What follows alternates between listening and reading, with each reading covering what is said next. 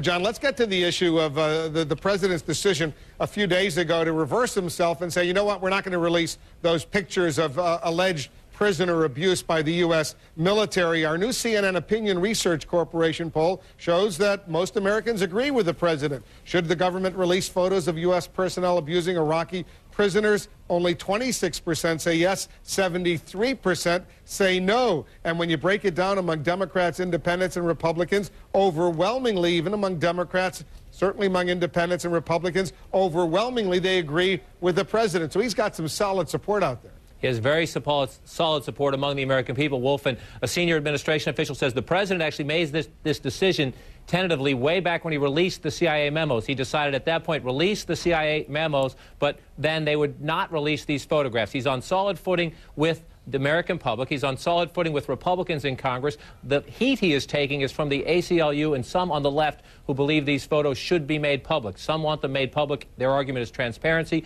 Others want them made public politically. They think they can inflict more legacy damage on the Bush administration. But the president is in solid footing here, and it actually helps him politically, where the criticism is coming from the left and the praise from the right. Yeah, how strong is this criticism, Roland, coming from the left? Well, you have critical voices who are making a lot of noise. Obviously, if they're able to build momentum, then all of a sudden it becomes larger. And sure, the president is benefiting by having folks on the left criticize him. But at the end of the day, also, you have this issue. And that is, the president is going to need those very same folks when he has a tough issue at hand. But frankly, when he does not have 70 and 75%. And so the question is, are they going to be able to say, hey, remember when? Let's see if you're actually going to get our support on this one, on this time. And so, look, it makes smart for him. It's smart for him to do what he's doing, but he is still going to need the hardcore folks on the left when he really is in a tough jam dealing with Congress and Republicans. You know, the left is learning that they're not going to have President Barack Obama all the time. He did what they wanted him to do on the torture memos. And if you poll the American public might have been against that also.